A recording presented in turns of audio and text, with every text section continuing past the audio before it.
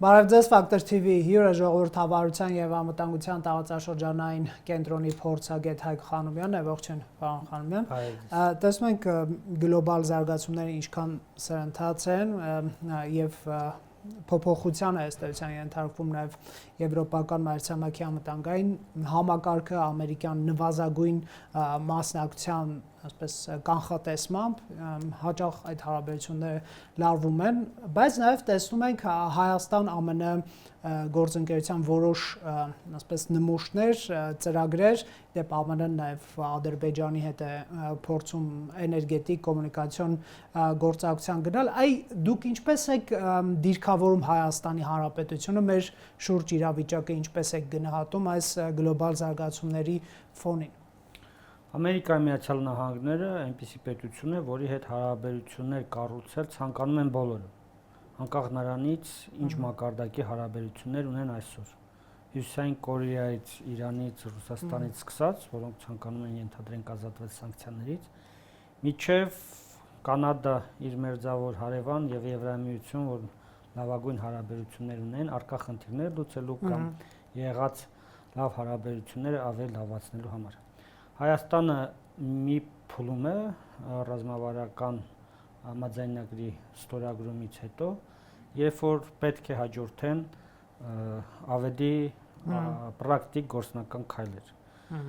Այսքան տարիների ընթացքում Ամերիկայի Միացյալ Նահանգները իր USAID գործիքի միջոցով եղել է կարևոր ներդրող, բայց այսպես ասած հումանիտար ներդրող Հայաստանի կյանքում մեծ դեր է, ամենամեծ արտաքին օգնությունը մենք ստացել ենք ԱՄՆ-ից եւ երևի ամենաարդյունավետ ծրագրերի շատերը իրականացվել են հենց USAID-ով, ոսկե տնտեսության վերափոխման, գյուղատնտեսության զարգացման, տարբեր խորհրդատվական, դրանից բացի տնտեսական բլոկից եմ դեռ խոսում, տնտեսական բլոկի մասին եմ դեռևս խոսում, եւ այժմ երևի ժամանակն է ավելի գործնական, ավելի կարևոր ներդրումներ կատարելը, աշխարհը այսօր ԱՄՆ-ին նախ եւ առաջ դիտարկում է որպես տեխնոլոգիական ներդրող եւ այս տարբեր կիսահաղորդիչների ոլորտում համագործակցությունը, տվյալների բազայի ստեղծումը, դրա համար լրացուցիչ արտոնություններ տալը, չափաբաժիններ սահմանելը եւ այլն շատ կարեւոր է Հայաստանի համար։ Իհարկե այստեղ առանցքային նշանակություն ունեն նաեւ այն հայ մենեջերներն ու ինժեներները, որոնք աշխատում են տարբեր տեխնոլոգիական ընկերություններում, այդ ղեկավար պաշտոններում։ Նույն ամերիկյան ընկերություններում։ Ամերիկյան ընկերությունների մասին խոսքը։ Այնուամենայնիվ ամերիկյան կառավարության դիրքորոշումը այս առումով ողջունելի է, կարևոր է, որ Բայդենի եւ Տրամփի ադմինիստրացիայի փոփոխությունից հետո այս հարցում բաներ չեղան, տուրբուլենտություն, հետընթաց չեղավ, ընդհակառակը ավելի ընդլայնվեց համագործակցությունը, այդ թվում քվոտաների հետ կապված։ Ես կարևորում եմ նաև միջուկային հարցերի շուրջ համագործակցությունը, չգիտեմ արդյոք ամերիկյան ատոմակայան կկառուցվի, թե ամերիկյան չի կառուցվի, համենայն դեպս այդ հարցերի շուրջ դիվերսիֆիկացումը շատ կարևոր է եւ հնարավորություն կտա հավանաբար նաեւ մեր մասնագիտական ներուժը ավելացնել։ Մենք կարողությունների լուրջ խնդիրներ ունենք, այդ թվում մեր կարողությունները անընդհատ գնալով մաշվում են եւ այս տեխնոլոգիական համագործակցությունը հնարավորություն է տալիս կարևոր գիտատար ճյուղերում տարբեր երկրների համագործակցությունը հնարավորություն է տալիս ավելացնել նաեւ այդ կարողությունները։ Ներքին ռեսուրսներ, պարոն Խանոմյան, մենք անվտանգային միջավայրը ասելով հաճախ զինվորության մարդու քանակի մասին ենք առաջինը սկսում խոսել, ով ինչ զենք գնեց, որտեղից, տեխնոլոգիապես հարուստ էր եւ այլն։ Օրինակ դուք այս process-ը արդյոք ունի անվտանգային համատեքստ, ոչ միայն տնտեսական օգուտներ կողմերին առաջարկելով, որպեսզի պատերազմ չլինի, այլև Հայաստանի նշանակությունը փոխել, օրինակ իշխանության ներկայացուցիչներ ասում են, որ եթե արհեստական բանականության կենտրոն է ստեղծվում կամ Թրամփյուղի է կառուցվում եւ այլն, Նիկոլ Փաշինյանն էր ասում 99 տարով Ամերիկան կուզենա, որ Հայաստանը գոյություն ունենա, կարող է այդպես ուղիղ չէր ասում, բայց մոտավորապես միտքը դա էր, անվտանգություն կերաշխավորվի, դուք այս հարցին ինչպես եք մոտենում։ Դա մեծ մոլորություն է, որովհետև նույնիսկ մեծ տնտեսական փոխհարաբերություններ, փոխանցումներ ունեցող, փոխադարձ առևտուր ունեցող շատ երկրներ պատմությունը ցույց է տվել, որ իրար հետ պատերազմի մեջ են մտել եւ պատերազմը միայն տնտեսական բաղադրիչները հաշվի չառնելն է, պատերազմը գալիս է տարբեր կոմպոնենտներ հաշվի առնելով, որպեսզի պատերազմը չկա նախ եւ առաջ դու պետք է ունենաս ուժեղ բանակ։ Եվ ուժեղ բանակը ոչ թե հատկապես ոչ միայն սպառազինությունն ու ինժեներական կառույցներն են, դա նախ եւ առաջ միտքն է, բանակի կառավարումն է, պատրաստված զինծառայողների թվաքանակն է, շարժունակ խնդիրներ կատարելու ունակ ստորաբաժանումների առկայությունն է, այս ստորաբաժանումները ներդաշնակելու ունակությունն է, որը ցավոք Հայաստանի զինված ուժերում բացակայում է, մի կարևոր ցուցիչ է Հայաստանի զինված ուժերը բավական երկար ժամանակ է ինչ լուրջ զորավարժություններ չեն անում, թե ներքին, թե միջազգային եւ այլն, եթե համեմատենք Ադրբեջանի հետ, ապա այնտեղ ամսական միջինացված 2-3 զորավարժություն է լինում։ Եվ սա լուրջ սպառնալիք է Հայաստանի պաշտպանության, անվտանգության տեսանկյունից։ Այդ թվում այդ ներդրումների համար, որոնք գալիս են այստեղից կամ այնտեղից եւ այլն։ Հետևաբար նախ եւ առաջ պետք է այս տարական հարցեր լուծենք։ Իհարկե այդ մնացած մեկը մյուսի հաշվին չլինի, այսինքն դա մեկը մյուսի հաշվին չեն, հակառակը դրանք կարող են իրար աջակցել, իրար օգնել, եթե մենք այս ավելի ակտիվ լինեինք ժամանակին տարբեր սպառազինություններ կամ ռազմաարդյունաբերական արտադրանք մեր բանակի մատակարարելու համար տեղական արտադրողների, ապա այսօր մենք լուրջ օգնած կլինենք հայկական տեխնոլոգիական ընկերություններին զարգացնելու իրենց ներուժը, նոր բաներ անելու։ Երբ որ համեմատում ենք Ադրբեջանի հետ այդ ոլորտում ինչ են անում, այն տարական FPV դրոնների եւ այլն, տեսնում ենք, որ մենք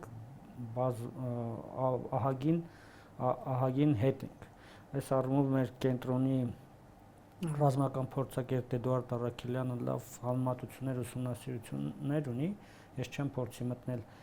իր դաշտ, բայց ամենայն դեպս պատկերը սա է, եւ պետք չի մոլորեցնել հանրությանը, որ գիտեք ինչ, այսինչ ոլորտում ներդրումներ ենք ունենում, սա մեզ անվտանգություն է ապահովում։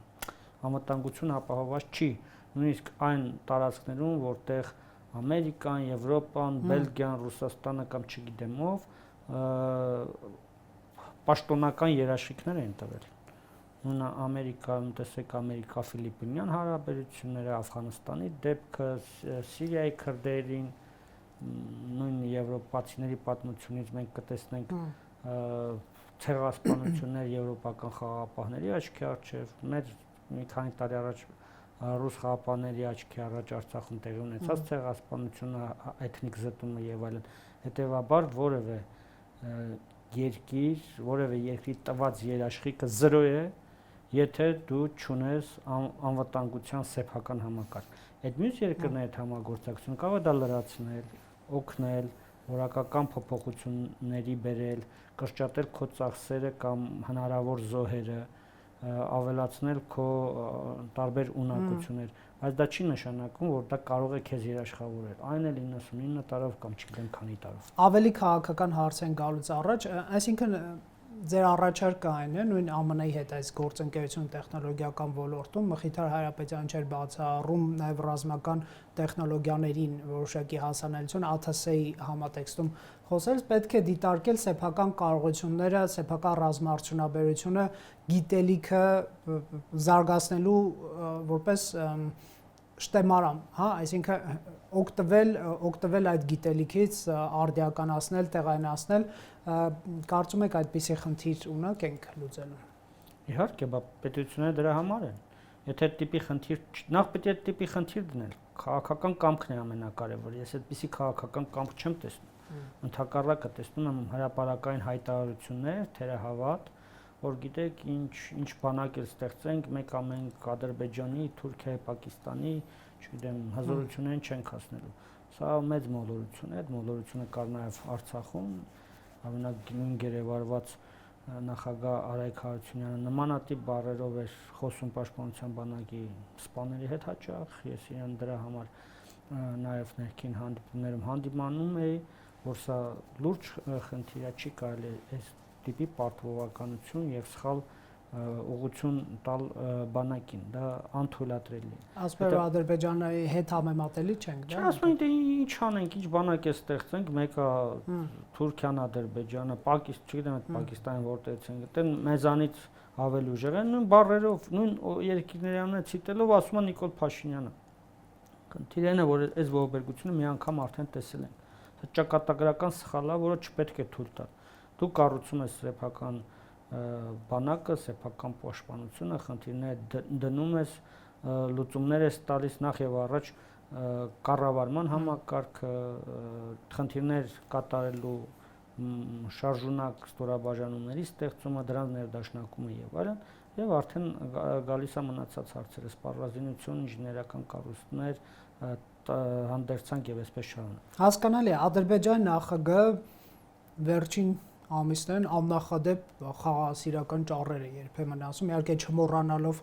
Արցախի մեր հայրենակիցներն մասնավորապես գերեվարված ղեկավարությանը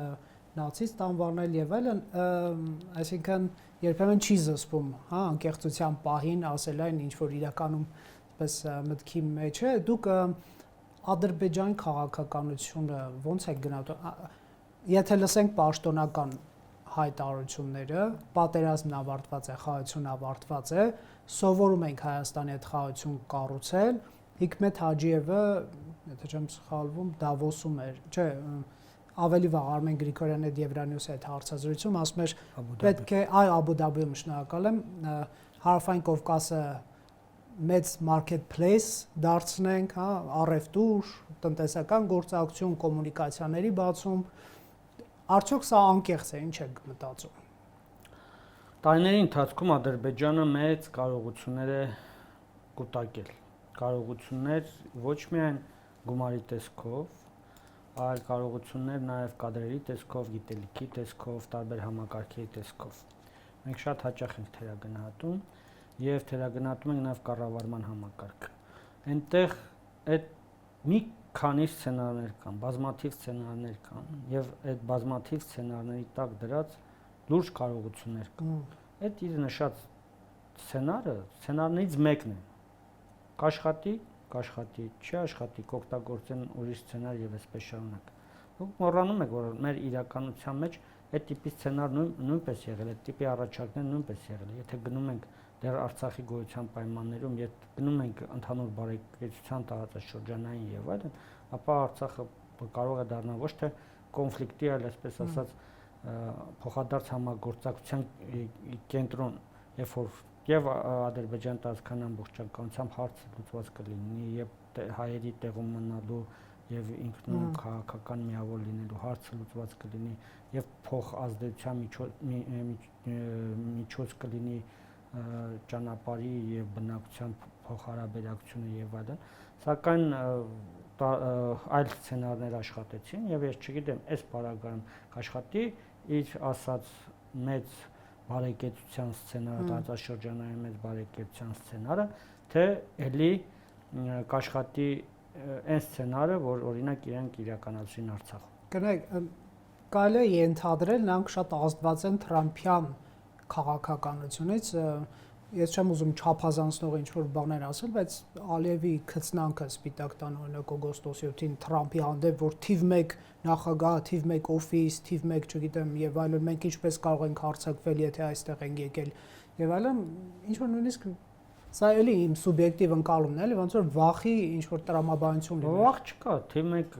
պաշտոնյան 3 տարուց փոխվելու է, այս 3 տարին ինքը օգտագործում է տարբեր բաներ հասնելու համար, Ամերիկայի հետ, այդ թվում Հայաստանին օգտագործում է Ամերիկայի հետ իր հարաբերությունները բարելավելու համար, տարբեր բանաձևերից, որոնք արգելանքներ էին դրել Ադրբեջանի վրա, ազատվելու համար, Ադրբեջանի իմիջը բարձրացնելու համար, Թրամփը շատ հարմար նախագահ է, ժողովրդավարությունից չի խոսում, Ալիևի նկատի ունենք հարմար, Ալիևի համար, մարդու իրավունքներից չի խոսում, խոսում է բիզնեսից, այո, պրակտիկ շահերից եւ այլն, իսկ այս առումով Ադրբեջանի համար մեծ դաշտ է բացվում խաղալու համար։ Ադրբեջանը նաեւ լրջորեն լոբիստական աշխատանքի անում Ամերիկայում վաղուց, այդ թվում օգտագործելով քրիստոնեական կրոնական կազմակերպություններին, հրեական լոբիի ջանքերը եւ այլն, եւ բնականաբար դա արդյունքներ տալու է։ Բնականաբար բարեբախտաբար Ամերիկան այդքան էլ շատ չի տրվում այդ ամեն ինչին, բայց ամենայն դեպս այն արդյունքները, որ Ադրբեջանն ունի եւ առաջիկայում կարող է նաեւ էլ ավելի ունենալ, նույնպես տպավորիչ է։ Ալիևը եւ Փաշինյանը Վաշինգտոնում են, ամսի 19-ին այնտեղ խաղաղության խորհրդի առաջին նիստն է լինելու։ Դուք ո՞նց եք գնահատում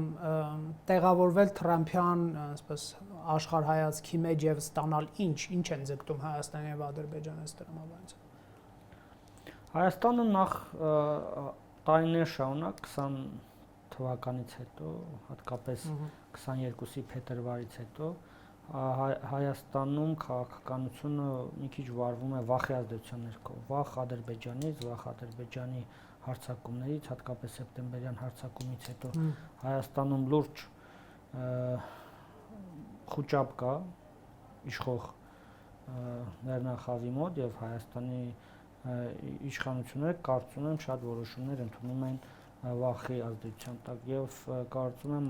Ամերիկայի հետ հարաբերությունների առաջ ավելի շուտ է խաղաղության օրակարգը, որը նաեւ Տրամփը ցանկանում է օգտագործել PR-ի համար, օգտագործել է եւ այլն, այդ առումով բխում է Հայաստանի կամ Հայաստանի իշխանությունների շահերից հնարավորություն տալու փոքր-ինչ շնչելու, բայց պետք է հասկանալ, որ Տրամփի ժամկետը լրանում է 3 տարուց, մենք չգիտենք հաջորդ իշխանությունը հանրապետական է լինելու թե դեմոկրատական, իսկ դուր չի գալի նաեւ այդպես մոդային հետևելը եւ տարբեր նախկինների քննադատելը, Փաշինյանը դեմոկրատական կուսակցությանը նույնպես քննադատեց, Օբրայանին էր քննադատում, Օբրայանին քննադատեց, այդ քարտուղայի տեղակալն Եվրոպայի հարցը։ Մի խոսքով դա չարժի մտնել իրենց քաղաքականության մեղմասից։ Իհարկե, եթե քո գործընկերներն են եղել, մի ժամանակ մեզ ողջևորում եք Օբրայանի հետ հարաբերություններով, հիմա այնտեղ իշխանությունը փոխվեց, սկսել եք նրանց նախկիններին քննադատելը եւ հիմա ես չգիտեմ, Տրամփից հետո միգուցե էլի դեմոկրատական վարչակազմ է գալու այդ դեպքում ինչ պիտի անենք, դե հիմա Տրամփին քննադատեք։ Մի խոսքով, ուզում եմ ասեմ, այսքան մակերեսային չպետք է լինի քաղաքականությունը, մենք պետք է մեր խնդիրները դնենք, ռազմավարական նպատակները դնենք ու գնանք դրա հետևից։ Եթե Ադրբեջանին նայի Փաշինյանը կտեսնի, թե նրանք ինչ մեծ վարպետությամբ են անում, ցավոք սրտի մենք կարողություններ չենք կարողանում ձևավորել նաև մեր ինստիտուտների թույլ լինելու պատճառով։ Ամեն իշխանության փոխվելուց ահագին մասնագետներ այս կամ այն պատճառով քաղաքական, ոչ քաղաքական, սիրել, չսիրելու եւ այլն դուրս են մնում համակարգերից։ Գալիս են նոր մասնագետներ, առանց ինստիտուցիոնալ հիշողության, առանց նախկին կապերի արտաքին գործընկերների հետ։ Ադրբեջանը տարումով իհարկե Ադրբեջանը ժամանակային զգացողություն ունի, էլի։ Գիտեք, այդ խնդիրը նաև այլ երկրներում կա, ժողովրդավարական երկրներում, որտեղ իշխանությունները հաճախ են։ Նույն ԱՄՆ-ն պետ դեպքում ինչ կոտորած են անում, Եվրոպայում շատ կա, երբ որ հատկապես իշխանության են գալի պոպուլիստները եւ սկսում են նաեւ ձեռք բարձրացնել այնպիսի ինստիտուտների վրա, որոնք պաշտպանված են օրենսդրությամբ, օրինակ քաղաքծառայության տարբեր քաղաքծառայության պաշտոնները օրենքով պաշտպանված են, եւ նրանց էլ են փորձում դուրս հանել իրենց ցանկալի մարդկանց, դնել որպեսզի տարբեր գործեր առաջ գնան արագ իրենց ցանկացած եւ արգելանքի չհանդիպեն պետական համակարգի կողմից։ Եվ այդ առումով շահում են այսօր շահում են այն երկրները, որոնք ավտորիտար են, որոնք երկար կարողանում են, այսինքն ռազմավարական նպատակ դնել եւ դրա տակ մասնագիտական կարողություններ ստեղծել։ Չինաստանի, Թուրքիայի, չգիտեմ, Ադրբեջանին նման երկրներն են հաջողում, որովհետև ժողովրդավարական համակարգի ճգնաժամի մեջ են, պոպուլիստների կողմից հարվածների տակ են հայտնվում ինստիտուտները, որոնք պետք է ապահովեն այդ ռազմավարական ծրագրերի ընթացքը, փլուզվում են կամ թուլանում են եւ արդյունքում շահում են ավտորիտար ռեժիմ ունեցող երկրներ։ Սա հետաքրքիր դիտարկում է, որ ես անընդհատ տեսնում եմ նաև անձնական շփումների հետ տարբեր երկրների պաշտոնյաների հետ, տարբեր հատկապես ֆրանսիական գործընկերների հետ տարբեր ոլորտներում աշխատած եւ այդ խնդիրները, որ նրանք նույնպես մատնանշում են, որտեղ Մակրոնը նույնպես պոպուլիստական լուրջ հարվածներ է հարցրել տարբեր համակարգերի, հատկապես Ֆրանսիայի քաղաքական համակարգի այսօրվա քաղաքական ճգնաժամը Ֆրանսիայում առկա դրա հետևանքներից մեկն է։ Եթե հետաքրքիր նշումներ ունեք Ալիևի Մյունխենի, այսպես ասենք, վարքագծից խնդրեմ ասեք։ Ես այդ հարցադրությունը ուշադրություն դարձեցի Ֆրանս 24-ի հետ, որտեղ նա խոսում էր Արցախ հնարավոր վերադարձի եւ այլն, դա կապում էր ադրբեջանցիների վերադարձին Հայաստան։ Ես ուզում եմ նշել, որ տեսեք, Հայաստանի իշխանությունը ամեն ձևով փորձում է Արցախ բառից հրաժարվել։ Նույնիսկ գեղարվեստական ստեղծագործությունը հանրայինի եթերում վախենում են անունը հնչեցնել։ Ներկայացության դեմ Արցախի հանրապետության գրողներ են սկսում, չգիտեմ, գործեր են հարուցում, էս են անում, են անում։ Բայց տեսնում ենք, որ դա չի բերում ենթադրենք այն մարտահրավերների վերացմանը, որոնք գալիս են Ադրբեջանից։ Նույնիսկ արտաքին հետախուզության ծառայությունը Հայաստանի նշում է, որ լուրջ ռիսկ կա եւ գտնում է, որ Ադրբեջանի իշխանություններն են դրա հետևը կանած, այդ Հայաստան ադրբեջանցիների Հայաստան տեղափոխելու այդ քեսի հետ կապված։ Հետևաբար այդ արցախցիների վերադարձի հարցը պետք չէր օրակարգից անել։ Ընդհակառակը սրա հետ պետք է խոսենք։ Եթե վերադառնում եք, խոսում եք խորհրդային իրողություններին վերադառնալու, խորհրդային վերջին տարիների ստատուս քվոյով հարաբերություններ կառուցելու համար, ապա այդ ստատուս քվոն միայն խորհրդային վարչական սահմաններ, պետական սահմաններ դարձնելու մասին չէր։ Այնտեղ ինքնավար միավոր կար հայկական Ադրբեջանի կազմում, այնտեղ կային ադրբեջանցիներ, որոնք Հայաստանում են ապրում եւ հայեր, որոնք Ադրբեջանում են ապրում։ Դա մի քանի կտորից բաղկացած բան է։ Երբ որ այս հարցերը բոլորը դնեք սեղանին, կարող է բոլոր հարցերն վերանան։ Բայց երբ որ դու քո հարցերը հանում ես, նա իր հարցը անընդհատ առաջ տանում։ Եվ սա լրջագույն խնդիր է եւ կարծում եմ Հայաստանի իշխանությունների լուրջ բացթողումն է։ Ամփոփենք Հայաստան-Ադրբեջան, ասպես ասենք, տնտեսական որոշակի հարաբերություններն սկսում ձևավորվել, վառելքի վաճառք, խոսք է գնում որ Հայաստանից կարող է ապրանքներ արտահանվեն։ Սրանք էլ դուք իրավիճակային ինչ-որ զարգացումներ եք որակում, արդյոք ձեզ համար դա անսպասելի էր։ Թեման ծանր էր ընդհանրապես սահմանը ինչպես հատել, ինչ մեխանիզմով հատել, հիմա իհարկե անմիջապես հայ-ադրբեջանական սահման չի հատվում այդ բեռները բերելու համար, այլ Վրաստանին, թեև չի բացառվում նաև օրինակ Ղազախի-Ջևան հատվածում որոշակի անցումներ լինեն բեռների, ինչի մասին է սրանով ամփոփել։ Եթե հիշում եք, մենք նախորդ հարցազրույցներում ապա շրջափակման մասին խոսելիս ես մշտապես ասել եմ, որ այդ միջին միջանցքի տրամաբանության մեջ մտնելիս դու պետք է մտնես ամբողջական, ոչ թե հատվածային, եւ այդ միջին միջանցքի ամենակարճ ուղին նույն Աղստաֆա, Իջևան, Վանաձոր, Գյումրի կարճ ճանապարհը կլինի։ Ոչ թե Մեղրիով ու Նախիջևանով անցնող, ոչ թե Վրաստանով անցնող, այսինքն այդ ճանապարհը լինի երկաթուղային ավտոմոբիլային եւ այլն 30%-ով ավելի կարճ է, քան Զյունիքով անցնող ճանապարհը կարող է լինել, կամ Վրաստանով անցնող ճանապարհն է։ Հետևաբար, երբ որ դու ասում ես, որ կամ բանակցում ես, կամ գիտես, որ ի վերջո պիտի գնաս տարբեր ճանապարհների կառուցման ու ապա շրջափակման, առաջինը պետք է մտածեիր քո շահերից բխող ենթակառուցվածքների ստեղծման համար։ Սա մեծ բաց թողում է, որ արել են, Հայաստան պիտի գտներ միջոցներ, գումարներ, պետական պարտք ավելացներ, չգիտեմ ինչ աներ այդ ճանապարհը կառուցեր, կամ չգիտեմ գյուղական ճանապարհները, դպրոցները եւ այլն դեռևս չկառուցել, այդ ճանապարհը կառուցել, կարող է ճանապարհի կառուցում բերել ավելի լուրջ արդյունքների։ Սա մեկ, երկրորդը Ադրբեջանի եւ այս համատեքստում խնդրեմ, եթե բացում ենք, ուզում եք համեցեք, չեք ուզում դուք դեք։ Եվ իսկ ինչու Ադրբեջանը այսօր փորձում որոշակի ապրանքներ ուղարկել Հայաստան կամ առևտրի իմիտացիա ստեղծել, էլի նպատակը պարզ է։ Էլի օգտագործում է Հայաստանի 907 բանաձևից ազատվելու համար։ Եթե հետևում եք իրենց հանդիպումներին ամերիկյան պատվիրակությունների հետ, առաջին բառը այդ են ասում են դուք մեզ դրել եք արգելանքների տակ, սահմանափակումների տակ Հայաստանի շրջափակման պատճառով, հավասիկ Հայաստանը շրջափակված չէ, մենք իրենց հետ առևտուր ենք անում։ Իսկ դեռ Արցախի դեմ պատերազմի նաև օկուպացիաների պատճառով է եղել այդ բանաձև, միայն շրջափակման պատճառով չէ՞ էլի, ուզում եմ ասել միայն պատճառները ավելի շատ են։ Այո, եւ խնդրեմ եւ աշխատում են այդ ուղղությամբ, չնայած այդ բանաձևը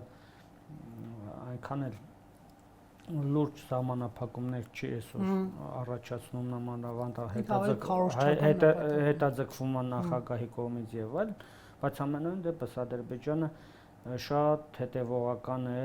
տարբեր հարցեր լուծելու ուղղությամբ եւ այս ուղղությամբ նույնպես օգտագործում է հատկապես հայաստանյան հանրությունը տենց մեծ ողջավորություն է առաջանում Ադրբեջանից եկող ապրանքների գրեթե քիչ ամնում ամբողջ կառավարության կազմով պարախմբերով գնան Ադրբեջանից եկող մի երկու ցիստեռն վագոնները դիմավորեն եւ այլն, եւ բնականաբար Ադրբեջանը կարողանում է օգտագործել այս ամենը իր համար արևմուտքի դիվիդենդներ ողջելու համար։ Շնորհակալ եմ զրույցի համար, պարոն Խանոմյան։ Ֆակտոր TV-ում հյուրընկալել ենք Հայկ Խանոմյանին։